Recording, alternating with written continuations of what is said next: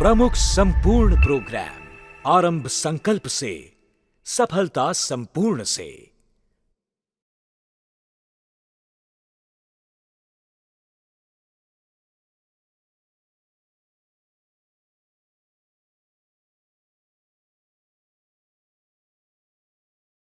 Friends, प्रमुख academy में आप सभी का स्वागत है। मैं प्रियांशु।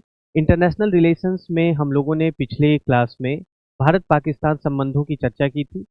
भारत पाकिस्तान संबंधों में हमने कश्मीर मुद्दे की बात की, भारत पाकिस्तान सीमा विवाद की बात की, इंडस रिवर वाटर के ऊपर जो पॉलिसी शिफ्ट है उसकी हमने बात की।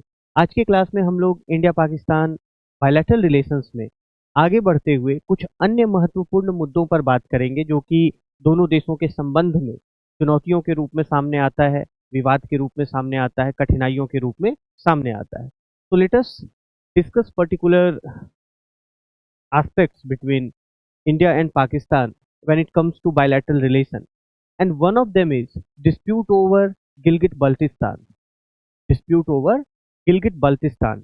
We know that Gilgit-Baltistan is an area, northernmost area of the present day Pakistan occupied Kashmir. अगर आप मैप में देखेंगे तो Gilgit Baltistan that is a part of Jammu and Kashmir which was acceded to India by the then princely state of J&K headed by the Maharaja Hari Singh in 1947. तो 1947 में Jammu and Kashmir जो then princely state था उसके पूरे क्षेत्र को the entire territory of the then princely state of J&K was acceded to India by then Maharaja Hari Singh.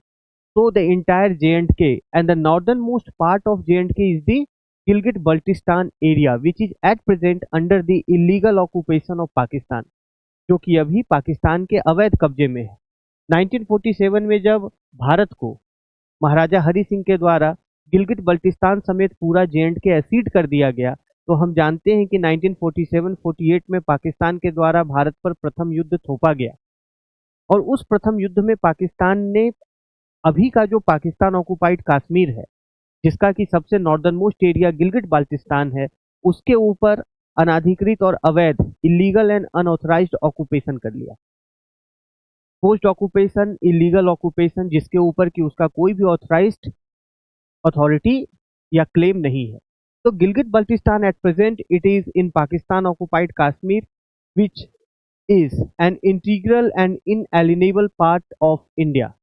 और भारत ने कभी भी पाकिस्तान के पीओके या फिर गिलगित बल्टिस्तान के ऊपर पाकिस्तान के दावे को कभी भी स्वीकार नहीं किया है, हम कर भी नहीं सकते क्योंकि पूरा J&K अपनी इंटायरिटी में 1947 में भारत को लीगली सीड किया गया था and that accession to India is irrevocable, उसको वापस नहीं किया जा सकता and the entire J&K is a part of India. तो Gilgit Baltistan being the northern most area which Pakistan administers and the territorial claim, we know that Pakistan lays a claim over the Gilgit-Baltistan owing its strategic significance, क्योंकि उसका strategic significance है इसीलिए पाकिस्तान उसके ऊपर कब्जा किया हुआ है और अपने कब्जे को कायम रखना चाहता है। भारत का उसके ऊपर जो दावा है वो कानूनी है, वो हिस्टोरिकल फैक्ट्स के ऊपर बेस्ड है, वो हमारे लीगल राइट्स के ऊपर बेस्ड है। तो ये टेरिटोरियल क्लेम की बात हुई और क्योंकि हम जानते हैं जो एडमिनिस्ट्रेटिव स्टेटस है एट प्रेजेंट गिलगित बल्टिस्तान का, it is under the illegal occupation of Pakistan और पाकिस्तान ने इसे हाल में ही आपको 2020 में गिलगित बल्टिस्तान को एक प्रोविजनल प्रोविंशियल स्टेटस दिया है। इसके पहले वो प्रोविजनल ऑटोनोमस रीजन के रूप में वहां पर जाना जाता था। तो उसकी एडमिनिस्ट्रेटिव स्टेटस क्या है?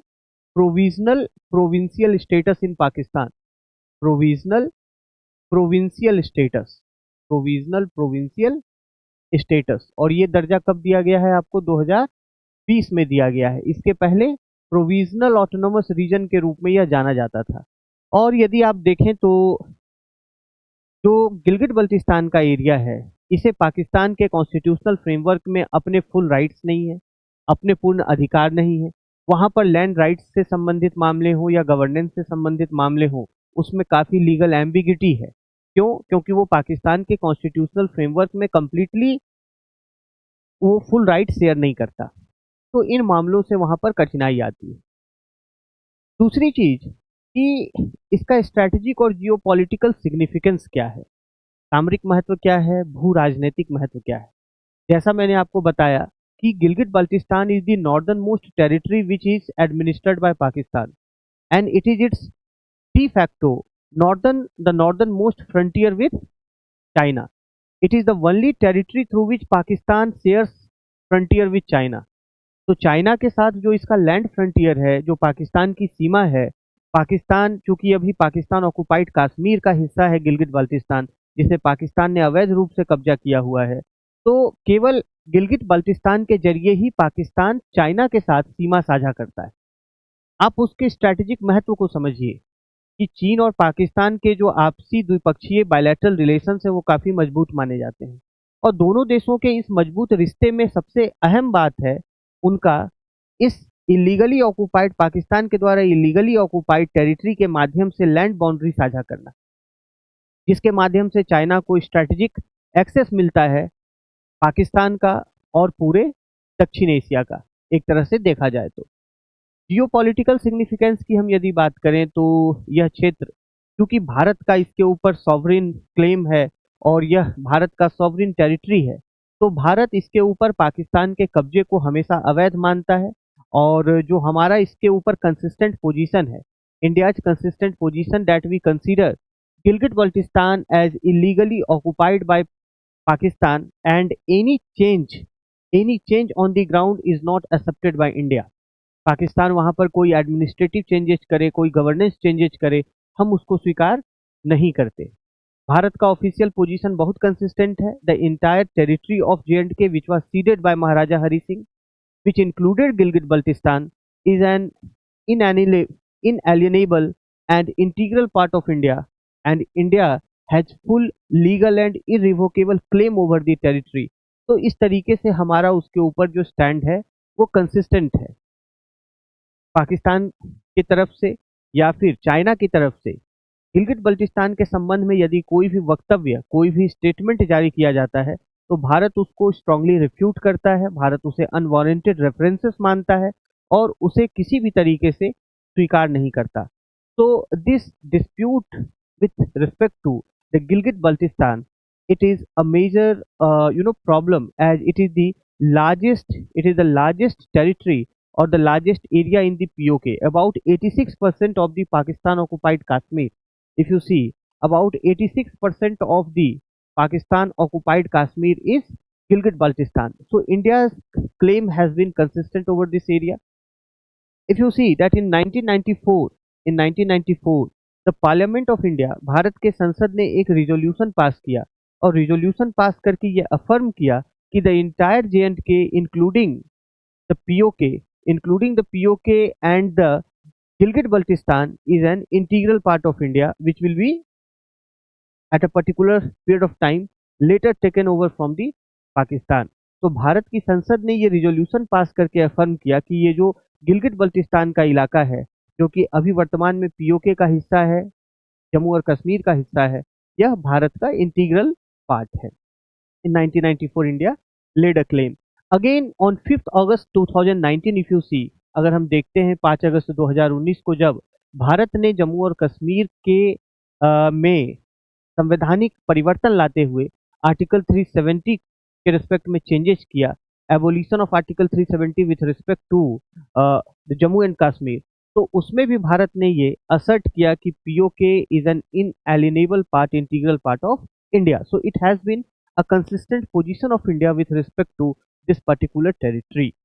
ठीक है, तो आंसर्स जब आप लिखेंगे, अगर आप इन क्षेत्रों की चर्चा करते हैं तो विशेषकर आप मैप बनाकर अगर आप इन एरियाज को दर्शाते हैं तो आपका उत्तर और बेहतर हो जाता है, ज़्यादा प्रेजेंटेटिव हो जाता है, आकर्षक लगता है। आगे बढ़ते हैं। CPEC in POK, China Pakistan economic corridor which passes through the Pakistan occupied Kashmir which is actually a sovereign territory of India. तो चाइना पाकिस्तान इकोनॉमिक कॉरिडोर, सबसे पहले तो ये है क्या, हम इसे समझते हैं, जो भारत और पाकिस्तान के बीच में, और न केवल भारत पाकिस्तान बल्कि भारत और चीन के भी बीच रिश्तों में एक महत्वपूर्ण चुनौती बनकर सामने आया है। So China Pakistan Economic Corridor CPEC, it is an infrastructure project, flagship infrastructure project. ये एक इंफ्रास्ट्रक्चर प्रोजेक्ट है. It is about $65 billion project.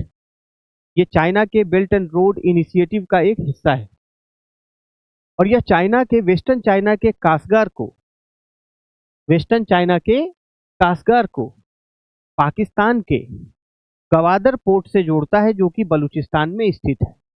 CPEC लगभग 3000 किलोमीटर लंबा प्रोजेक्ट है. ये जो आपको या प्रोजेक्ट जो देख रहे हैं ये लगभग 3000 किलोमीटर लंबा प्रोजेक्ट है.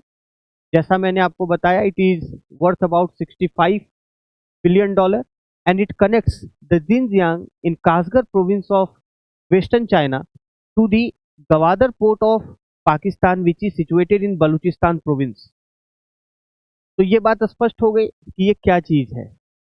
अच्छा, अब दूसरी बात है कि इसका स्कोप क्या है. तो the scope of CPEC as it extends from western China to the Balochistan province of Pakistan, it passes through the Pakistan occupied Kashmir. अभी मैंने आपको बताया गिलगित बल्तिस्तान की चर्चा करते समय कि Gilgit Baltistan is the only, let's call it GB in short. So GB is the only land frontier between Pakistan and China. तो चाइना उसका पाकिस्तान तक जो पहुंच है, जो लैंड कनेक्टिविटी है, वो गिलगित बल्तिस्तान जीबी के जरिए होती है जो कि पीओके में है, पाकिस्तान ऑक्युपाइड कश्मीर में. So the scope of CPEC as it passes through, as you can see on the map also, it has a considerable portion which passes through the Pakistan occupied Kashmir, and India has its rightful objection, और भारत का rightful objection है China और पाकिस्तान के इस joint project के ऊपर. India का fundamental opposition किस चीज को लेकर है कि CPEC it passes through PoK which is a sovereign Indian territory. Pakistan occupied Kashmir को भारत अपना सॉवरेन इंटीग्रल पार्ट कहता है, as it is an integral part of J. और पाकिस्तान ऑक्युपाइड कश्मीर में चाइना और पाकिस्तान के द्वारा संयुक्त रूप से यदि कोई इंफ्रास्ट्रक्चर प्रोजेक्ट ले डाउन किया जाता है जो कि उसके डेमोग्राफिक और टेरिटोरियल कॉम्पोजिशन को चेंज करता है. आप इन बातों को ध्यान से समझिएगा. सीपीईसी न केवल पाकिस्तान ऑक्युपाइड कश्मीर और जीबी में, गिलगित बाल्टिस्तान में डेमोग्राफिक चेंजेस करता है बल्कि टेरिटोरियल चेंजेस भी करता है. तो भारत का प्रिंसिपल अपोजिशन अपनी सॉवरेनिटी के राइट्स को डिफेंड करने के रिस्पेक्ट में है, अपनी टेरिटोरियल क्लेम्स के रिस्पेक्ट में है, अपनी टेरिटरी के वायलेशन को अपोज करने के रिस्पेक्ट में है, और जो वहां पर परिवर्तन जमीन पर किए जा रहे हैं उनका विरोध करने के रिस्पेक्ट में है. आप बात समझ रहे होंगे. सीपीईसी को भारत चाइना के द्वारा भारत को घेरने की एक रणनीति के भी रूप में देखता है, इनसर्कलमेंट ऑफ इंडिया. उस परिप्रेक्ष्य में भी भारत सीपीईसी को देखता है. तो हमारा जो फंडामेंटल ऑपोजिशन है वो पीओके के ऊपर भारत के सोवरेन क्लेम और टेरिटोरियल क्लेम को लेकर है. और भारत ने विभिन्न मंचों पर डिप्लोमेटिकली प्रोटेस्ट भी किया है और इंटरनेशनल रिस्पॉन्सेज जो इसको लेकर है. तो भारत ने पाकिस्तान और चाइना के द्वारा सीपीईसी के रिस्पेक्ट में जो भी ज्वाइंट स्टेटमेंट जारी किए जाते हैं, भारत उसका डिप्लोमेटिक प्रोटेस्ट करता है. भारत उसे भारत के आंतरिक मामलों में, अपने इंटरनल अफेयर्स में अनवारंटेड रेफरेंसेस मानता है कि आप हमारी टेरिटरी के रिस्पेक्ट में कोई यदि स्टेटमेंट मेक कर रहे हैं वो आपका जो रिस्ट्रिक्शन नहीं है. You have no right to make such claims, make such statements. तो India considers them unwarranted references to its territory. Okay. अच्छा, दूसरी चीज क्या है कि इंटरनेशनल रिस्पॉन्सेस यदि हम देखें तो as J and K internationally is considered as a disputed territory between India and Pakistan. पर भारत और पाकिस्तान के बीच में शिमला समझौते के बाद दोनों देशों ने पूरे जो जे.एंड.के का जो मामला है, कश्मीर का मुद्दा है, उसे बायलैटरली रिजॉल्व करने के ऊपर एक सहमति बनाई है. तो भारत का जो दृष्टिकोण है वो जब भी पाकिस्तान और चीन के द्वारा ऐसे स्टेटमेंट्स जारी किए जाते हैं सीपीईसी के रिस्पेक्ट में, तो भारत ने हमेशा उसका विरोध किया है. स्ट्रैटेजिक और इकोनॉमिक इम्प्लीकेशंस क्या हैं? मैंने आपको बताया कि स्ट्रैटेजिक रूप से इंपॉर्टेंट इसलिए है क्योंकि पाकिस्तान में चाइना की एक्सेस केवल इसी क्षेत्र के जरिए हो सकती है, केवल पीओके के जरिए हो सकती है। And China gets the crucial strategic access to the South Asian region and also not only the South Asian region but also the Arabian C.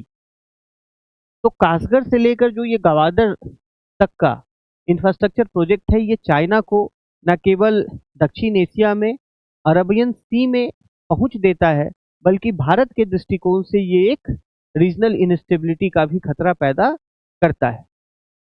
China और पाकिस्तान के भी बीच में आपको सीपीईसी की सिक्योरिटी को लेकर मतभेद रहे हैं। हम जानते हैं कि सीपीईसी में चाइनीज टेक्नोलॉजिशियंस और एक्सपर्ट्स की, वर्कर्स की डिप्लॉयमेंट और उनके ऊपर कई बार हमले भी पाकिस्तान में हुए। तो इन चीज़ों को लेकर चाइना और पाकिस्तान के बीच में सीपीईसी की सिक्योरिटी को लेकर मतभेद रहा है। भारत ये मानता है कि बलूचिस्तान में सीपीईसी से जुड़े चाइनीज वर्कर्स के ऊपर जो अटैक होता है, इंफ्रास्ट्रक्चर के ऊपर जो हमले हुए हैं, तो उससे क्षेत्रीय अस्थिरता की स्थिति पैदा होती है, रीजनल इंस्टेबिलिटी की। और कहीं ना कहीं भारत इसे दक्षिण एशिया क्षेत्र में चीन की बढ़ती हुई इंटरफेरेंस के रूप में देखता है। तो सीपीईसी के रिस्पेक्ट में ये बात होती है। अच्छा, इकोनॉमिक इम्प्लीकेशंस क्या है? इकोनॉमिक इम्प्लीकेशंस ये है कि पाकिस्तान चूंकि भारत को ट्रेड ट्रांजिट की फैसिलिटी अलाउ नहीं करता, भारत दूसरे देशों को व्यापार पाकिस्तान के जरिए नहीं कर सकता, पाकिस्तान ने इसके ऊपर रोक लगाई हुई है। तो भारत क्या कर रहा है कि भारत ईरान के चाबहार जैसे पोर्ट्स का डेवलपमेंट कर रहा है। और चीन मीनवाइल भारत की दक्षिण एशिया में और वेस्ट एशिया में आर्थिक पहुंच को सीमित करने के लिए सीपीईसी जैसे प्रोजेक्ट्स को सपोर्ट करता है। तो इसका स्ट्रेटजिक और इकोनॉमिक इम्प्लीकेशंस इस प्रकार से। आगे यदि हम चलें तो भारत पाकिस्तान बायलैटरल रिलेशंस के संबंध में न्यूक्लियर एंगल एक बहुत बड़ा रोल प्ले करता है। It is a major issue between India and Pakistan. और जब भी दोनों देशों के बीच में तनाव बढ़ता है तो पूरे विश्व में चिंता हो जाती है कि क्या भारत और पाकिस्तान के बीच न्यूक्लियर युद्ध हो जाएगा। As both nations they are nuclear capable nations, militarily strong nations, and any situation of conflict raises the question of escalation between India and Pakistan, nuclear escalation between India and Pakistan, दोनों के बीच में। तो nuclear Arsenal's और doctrines की यदि हम बात करें, सबसे जो बेसिक एस्पेक्ट है, तो दोनों देशों के बीच न्यूक्लियर आर्सेनल्स का comparison, so almost they have similar numbers of nuclear warheads, and recently India has acquired or developed more number of nuclear weapons compared to nuclear warheads compared to Pakistan. So according to United States Defense Intelligence Agency, at present as of 2024-25 Pakistan के पास लगभग 170 nuclear weapons हैं। पाकिस्तान के पास लगभग 170 plus nuclear weapons हैं और भारत के पास 180 plus nuclear weapons हैं। तो both nations they are neck to neck with respect to acquiring nuclear warheads. और इसीलिए आने वाले समय में या फिर वर्तमान में भी दोनों देशों के बीच में कोई भी झड़प न्यूक्लियर युद्ध के बीच के रूप में परिवर्तित ना हो जाए, इसको लेकर पूरी दुनिया की चिंता बनी रहती है। अमेरिका की डिफेंस इंटेलिजेंस एजेंसी ने यह भी असेसमेंट किया है कि आने वाले वर्षों में पाकिस्तान मोर number of nuclear weapons acquire करना चाहेगा इंडिया के मिलिट्री स्ट्रेंथ को ऑफसेट करने के लिए। ओके, तो इस तरीके के प्रोजेक्शंस हैं। जब आप आंसर लिखते हैं तो आपको एग्जैक्ट डेटा को, फैक्ट को कोट करना इंपॉर्टेंट होता है। जब हम न्यूक्लियर डॉक्ट्रिन्स की बात करते हैं, we know that India has a no first use policy, stated no first use policy. Bharat ने 2003 में अपने न्यूक्लियर डॉक्ट्रिन को जारी किया था और इसमें कहा कि हम परमाणु हथियार का पहले इस्तेमाल नहीं करेंगे। But India has a massive retaliation policy. यदि भारत पर परमाणु हमला होता है तो भारत मैसिव रिटेलिएशन करने की बात अपने न्यूक्लियर डॉक्ट्रिन में करता है। जबकि यदि हम पाकिस्तान की बात करें तो पाकिस्तान ने ऐसा कोई नो फर्स्ट यूज पॉलिसी को लेकर प्रतिबद्धता नहीं जताई है। तो Pakistan has not officially declared its no first use और NFU policy with respect to nuclear weapons. It means that it opens the door for the first use of nuclear weapons in any conflict by Pakistan. इसीलिए पाकिस्तान के द्वारा किसी भी संघर्ष की स्थिति में पहले ही उसके द्वारा न्यूक्लियर वेपन से हमले की यह संभावना को खोलता है ना। तो दोनों देशों का ये जो न्यूक्लियर डॉक्ट्रिन है, भारत की न्यूक्लियर डॉक्ट्रिन क्या है, फ्लेक्सिबल है। भारत की न्यूक्लियर डॉक्ट्रिन वो सर्वाइवल कॉम्पिटेंस के ऊपर बेस्ड है। हमने मल्टीपल प्लेटफॉर्म्स डेवलप किए। और पाकिस्तान की जो न्यूक्लियर डॉक्ट्रिन है वो कैलिब्रेटेड एस्केलेशन की है, कि वो धीरे धीरे एस्केलेट करेगा। जबकि भारत की न्यूक्लियर डॉक्ट्रिन क्या है कि यदि हम पर एक बार हमला हुआ तो हम मैसिव रिटेलिएशन करेंगे, क्योंकि हमने पहले न्यूक्लियर वेपन से खुद हमला करने की नीति को अस्वीकार किया है, रिजेक्ट किया है। तो मॉडर्नाइजेशन और कैपेबिलिटीज की यदि बात करें तो दोनों देश अपने अपने न्यूक्लियर कैपेबिलिटीज को मॉडर्नाइज करने और अपनी न्यूक्लियर कैपेबिलिटी को इन्हांस करने के लिए काम कर रहे हैं, जो कि न्यूक्लियर डिसआर्मामेंट के लिए एक चुनौती है और क्षेत्रीय और वैश्विक शांति के लिए भी एक चुनौती है। तो यदि हम मॉडर्नाइजेशन की बात करें तो पाकिस्तान ने आपको मल्टीपल ऐसे medium medium range missile systems develop किए हैं, जैसे कि शाहीन 2। आपको ऐसे क्रूज मिसाइल्स डेवलप किए हैं जैसे कि बाबर। उसने नसर जैसे मिसाइल्स डेवलप किए हैं which are capable of carrying nuclear warheads. At the same time India India has also invested into developing these nuclear platforms. For example, Bharat ने अभी हाल में ही राफेल विमानों को ऑपरेशनलाइज किया है, जो कि न्यूक्लियर वॉरहेड कैरी कर सकते हैं। अग्नि 5 प्लेटफॉर्म डेवलप किया है भारत ने। साथ ही साथ multiple multiple independently targetable re entry vehicles MIRV development करने की बात की है। MIRV multiple independently targetable re-entry vehicles. So these are re-entry vehicles, they are multiple vehicles। और भारत ने अपने सेकेंड न्यूक्लियर पावर्ड सबमरीन को भी कमीशन करने का फैसला किया है। तो India is also expanding its nuclear capabilities and both nations they are modernising their capabilities. और वही हम देखते हैं कि जब दोनों देशों के बीच में कोई भी संघर्ष या क्राइसिस आती है तो न्यूक्लियर थ्रेट्स की बात सामने आने लगती है। और पाकिस्तान ने हमेशा न्यूक्लियर कैपेबिलिटी को भारत को थ्रेटन करने के लिए और ब्लैकमेल करने के लिए एक हथियार के रूप में इस्तेमाल किया है। तो यदि हम देखें तो अभी जो पहलगांव आतंकवादी हमला हुआ था 22 अप्रैल 2025 को, जिसमें कि 26 निर्दोष भारतीय टूरिस्ट की हत्या की गई थी, निर्मम हत्या की गई थी। उसके बाद फिर भारत ने ऑपरेशन सिंदूर के अंतर्गत पाकिस्तान में स्थित जो आतंकवादी हब्स हैं, जो आतंकवादी उस प्रकार के प्रशिक्षण केंद्र हैं, टेरर लॉन्च पैड्स हैं, उसको टारगेट किया। उसके काउंटर अटैक में पाकिस्तान ने बनियून महसूस करके अपना ऑपरेशन भारत के ऊपर लॉन्च किया। और उसके बाद पूरी दुनिया में एक न्यूक्लियर युद्ध की संभावना, उसके खतरे के ऊपर बात होने लगी। पाकिस्तान के प्रधानमंत्री के द्वारा कहा जाता है रिपोर्टेडली कि ऑन 10 मई 2025 ही convene the national command authority को उन्होंने कन्वीन किया था। लेकिन बाद में पाकिस्तान के मंत्रियों ने कहा कि नहीं, ऐसी कोई कंसिडरेशन न्यूक्लियर वेपन्स के इस्तेमाल करने को लेकर नहीं थी। हालांकि फिर अगस्त 2025 में पाकिस्तान के जो आर्मी चीफ हैं field marshal Asim Munir, he threatened that Pakistan will take half the world down if it has been attacked, और इफ इंटरेस्ट, अगर उसके अपने इंटरेस्ट को दुनिया ध्यान नहीं देती। तो इस प्रकार के जो धमकी है, इस प्रकार, और भारत ने इसे न्यूक्लियर सैबर रैटलिंग कहा। भारत ने कहा कि ये तो न्यूक्लियर सैबर रैटलिंग है। और भारत ने ये कहा, the prime minister of India said that India will not tolerate any nuclear blackmail. Bharat किसी भी प्रकार के न्यूक्लियर ब्लैकमेल को स्वीकार नहीं करेगा। भारत के रक्षा मंत्री ने कहा कि पाकिस्तान का जो न्यूक्लियर आर्सेनल है that must be brought under IAEA surveillance, उसे इंटरनेशनल एटॉमिक एनर्जी एजेंसी के सर्विलांस के अंतर्गत लाना चाहिए, ताकि दुनिया को पता चले कि पाकिस्तान ये जो हथियार है ये कहाँ से एक्सपेंड कर रहा है, उसके हथियार कहाँ जा रहे हैं, है ना। So we know that Pakistan nuclear programme it has been supported by China. China उसे मटेरियल प्रोवाइड कराता है, टेक्नोलॉजी प्रोवाइड कराता है न्यूक्लियर वेपन्स के डेवलपमेंट के लिए, और मास डिस्ट्रक्शन के weapons of mass destruction WMD develop करने के लिए। तो यूएस की पोजीशन और रीजनल कंसर्न्स क्या है? यूएस की पोजीशन ये है साउथ एशिया में, वो न्यूक्लियर नॉन प्रोलिफरेशन को सपोर्ट करता है। भारत और पाकिस्तान दोनों को परसुएट करता है कि आप नए न्यूक्लियर टेस्ट करने से रिफ्रेन करें, जबकि आयरनिकल बात यह है कि पाकिस्तान के यूनाइटेड स्टेट्स के राष्ट्रपति ने, मिस्टर ट्रंप ने अभी हाल में ही अपने ही देश के रक्षा मंत्रालय को कहा है कि आप न्यूक्लियर वेपन्स टेस्टिंग को फिर से शुरू करें, जिसके ऊपर अमेरिका ने रोक लगा रखा था। तो ये कितनी आयरनिकल और हाइपोक्रिटिकल बात है।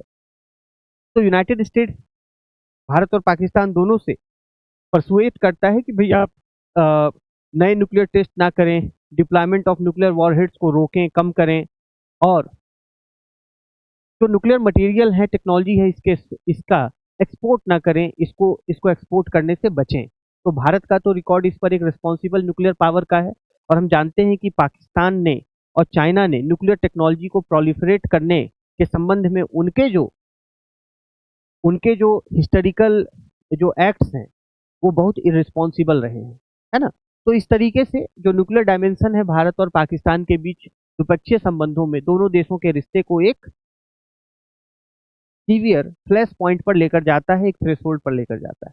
अगर हम बलूचिस्तान के रिस्पेक्ट में बात करें, भारत का जो एक अपना दृष्टिकोण है, तो बलूचिस्तान का हिस्टोरिकल कंटेक्स्ट और जो पाकिस्तान के ऊपर एक्यूजेशंस है उसको हमें समझना होगा। बलूचिस्तान क्या है? पाकिस्तान का सबसे बड़ा प्रांत है, largest province of Pakistan, but the least developed province of Pakistan.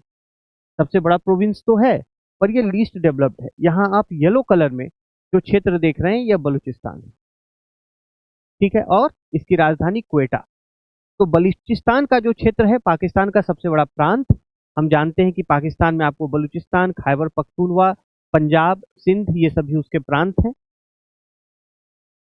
And the most critical aspect in the present times is that Balochistan is facing, and not only in present times, since its controversial accession into Pakistan, ऐसा कहा जाता है कि पाकिस्तान ने 1948 में जो princely state of कलात था, कलात KALAT, तो पहले जो बलूचिस्तान है ये प्रिंसली स्टेट ऑफ कलात का हिस्सा था, जिसे कि पाकिस्तान ने 1948 में कंट्रोवर्शियल तरीके से फोर्सफुली ऑक्युपाई कर लिया, और इस प्रकार से यह क्षेत्र पाकिस्तान में इसका विलय हो गया। So this controversial forceful occupation of Balochistan, it saw multiple insurgencies, at least 5 major insurgency movements in Balochistan for its independence, उसकी आज़ादी स्वतंत्रता के लिए। अब इसमें बात ये आई कि चूंकि लगातार इंसर्जेंसी की स्थिति वहां बनी रही, वर्तमान में भी है, जैसे कि बलूचिस्तान लिबरेशन आर्मी जैसे समूह वहां पर इंसर्जेंसी को लीड कर रहे हैं ताकि वो पाकिस्तान से इंडिपेंडेंस अचीव कर सके। और चूंकि जो एसेशन था प्रिंसली स्टेट ऑफ कलात का, after which Balochistan became a part of Pakistan, that was in itself forceful and controversial. तो पाकिस्तान का क्या एक्विजिशन है? पाकिस्तान भारत के ऊपर आरोप लगाता है कि इंडिया BLA जैसे ग्रुप्स को सपोर्ट करता है। भारत ने वैसे एक्विजिशंस का बहुत ही सिरे से खंडन किया है। पाकिस्तान भारत के ऊपर आरोप लगाता है कि वो पाकिस्तान के अंदर इनस्टेबिलिटी को और इंसर्जेंसी को सपोर्ट कर रहा है। भारत ने ऐसे किसी भी एक्विजिशन को बहुत ही स्ट्रांगली अपोज किया है, रिफ्यूट किया है। भारत का ऑफिशियल पोजीशन बलूचिस्तान को लेकर क्या है? देखिए, आपको इसमें एक बात समझनी जरूरी है कि भारत ने बलूचिस्तान में पाकिस्तान के द्वारा, जो वहाँ की सिक्योरिटी एजेंसीज के द्वारा ह्यूमन राइट्स वायलेशन हो रहे हैं, और जो बलूचिस्तान के लोगों के डिमांड्स हैं उसके प्रति भारत ने सिंपैथी दिखाई है। ह्यूमन राइट्स वायलेशन होना, और चूंकि भारत एक लोकतांत्रिक देश है, अधिकारों पर आधारित देश है, राइट्स कॉन्स्टिट्यूशनलिज्म के ऊपर आधारित देश है, तो भारत ने बलूचिस्तान में पाकिस्तान के द्वारा इस प्रकार से जो भी पाकिस्तान के सिक्योरिटी फोर्सेस के द्वारा जो भी वहां के लोगों के अधिकारों का वायलेशन हो रहा है उसकी एडवोकेसी दुनिया के विभिन्न मंचों पर की है कि ये नहीं होना चाहिए। उसका टर्निंग पॉइंट 2016 में देखा गया जब भारत के प्रधानमंत्री ने अपने इंडिपेंडेंस एड्रेस में POK और पाकिस्तान ऑक्युपाइड कश्मीर और गिलगित बल्टिस्तान के साथ साथ उसी स्वर में बलूचिस्तान का भी नाम लिया और कहा कि हम बलूचिस्तान के भाइयों और बहनों का धन्यवाद करते हैं कि उन्होंने भारत से, और हम जानते हैं कि बलूचिस्तान के नेताओं ने भारत से अपने मूवमेंट में मोरल, पॉलिटिकल और डिप्लोमेटिक सपोर्ट की मांग की है, खुलकर मांग की है। हालांकि भारत ने उसमें कॉशस अप्रोच अपनाया है, स्ट्रेटजिक अप्रोच अपनाया है। हम जानते हैं कि भारत सीधे तौर पर, प्रत्यक्ष तौर पर बलूचिस्तान में हस्तक्षेप नहीं कर सकता, क्योंकि वो पाकिस्तान की सॉवरेनिटी का मामला है, इंटरनल मामला है। और इससे भारत पाकिस्तान के बीच में न्यूक्लियर युद्ध की भी संभावना बढ़ती है और अधिक रिश्ते खराब हो सकते हैं। और इससे आपको रिफ्यूजी क्राइसिस डेवलप हो सकती है। कन्फ्लिक्ट भारत और पाकिस्तान के बीच में जो टेंशन्स हैं वो फिर आपको एक न्यूक्लियर कन्फ्लिक्ट के रूप में ट्रांसफॉर्म हो सकता है। So the situation it does not escalate, India is restricting itself for supporting the genuine cause of the Baloch people with respect to their human rights। Human right dimension की यदि हम बात करें तो उसमें आपको इन्फोर्स्ड डिसअपियरेंसेस, लोगों को अरेस्ट करके गायब कर देना, कहीं उनकी हत्या कर देना, extra judicial killings, tortures, suppression of dissent, ये सभी चीजें पाकिस्तान के सिक्योरिटी फोर्सेस के द्वारा आपको बलूचिस्तान में की जाती हैं और जो कि इंटरनेशनल ऑब्जर्वर्स के भी द्वारा स्वीकार की गई। चाहे एमनेस्टी इंटरनेशनल हो, ह्यूमन राइट्स वॉच हो, यूएन की एजेंसीज हो, उन्होंने ये स्वीकार किया है, अपने रिपोर्ट में भी कहा है कि पाकिस्तान की सिक्योरिटी फोर्सेस वहां पर ह्यूमन राइट्स वायलेशन कर रही। तो भारत की चिंता उन चीजों को लेकर है, भारत की चिंता जो बलूच पीपल हैं उनके जेन्युइन जो उनकी मांगे हैं उनको लेकर है। पर भारत इस मुद्दे पर हमेशा एक कॉशस और स्ट्रेटजिक बैलेंस अपनाता रहा है। भारत ने कभी खुलकर बलूचिस्तान का नाम नहीं लिया था। 2016 में हमने देखा कि वो एक ट्रेंड टूटा है, क्योंकि पाकिस्तान कश्मीर पर हमेशा प्रोपेगेंडा करता रहा है। तो ये चीजें भारत को बाध्य करती हैं कि भारत भी उसके इंटरनल कॉन्ट्राडिक्शंस को, पाकिस्तान के इंटरनल कॉन्ट्राडिक्शंस को इंटरनेशनल प्लेटफॉर्म्स पर रेज करे, ताकि पाकिस्तान कश्मीर के ऊपर अपने प्रोपेगेंडा से बाज आए। तो India is attempting to leverage the Baloch issue to counter the Pakistan attempt to impact India interest in Jammu and Kashmir. तो भारत के जो हित हैं उसको प्रभावित करने के लिए जो पाकिस्तान के प्रयास हैं उसको निगेट करने के लिए और सफल बनाने के लिए भारत बलूचिस्तान का जो मुद्दा है इसको, जैसे पहले मैंने आपको राइट्स का डायमेंशन बताया कि हम एक डेमोक्रेटिक नेशन है, सेकुलर नेशन है, तो हम ह्यूमन राइट्स की एडवोकेसी भी करते हैं। लेकिन जो कश्मीर के ऊपर पाकिस्तान का एक लगातार से स्टैंड रहा है उसको ऑफसेट करने के लिए भी भारत अब इधर, भारत ने अपनी नीति में थोड़ा परिवर्तन लाया है और बलूच मुद्दे को लेकर भारत में आधिकारिक स्तर पर भी बातचीत चल रही है, होती है। तो ये आपको बलूचिस्तान के संबंध में जो भारत का एक स्टैंड रहा है, अप्रोच रहा है, हमने उसकी बात की। और यहाँ पर भारत और पाकिस्तान बायलैटरल रिलेशंस की चर्चा समाप्त होती है। हम लोग आगे की क्लास में इंडिया एंड भूटान रिलेशंस के ऊपर चर्चा करेंगे। इस कक्षा से जुड़ने के लिए आप सभी का धन्यवाद।